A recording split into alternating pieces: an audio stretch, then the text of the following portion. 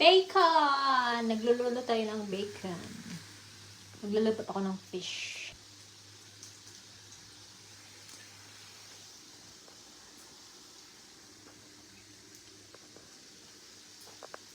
Bacon! Nagluluto tayo ng bacon. Magluluto ako ng fish.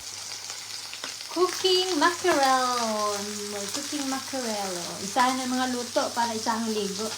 Kasi ayokong lagi nagluluto. At ako'y nangangamoy ng kusina. Yan. Ito ng aking kanin.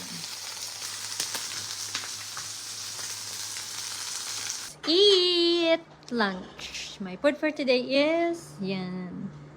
Egg, bacon, and mackerel. Inadobo ko yung mackerel para masaya.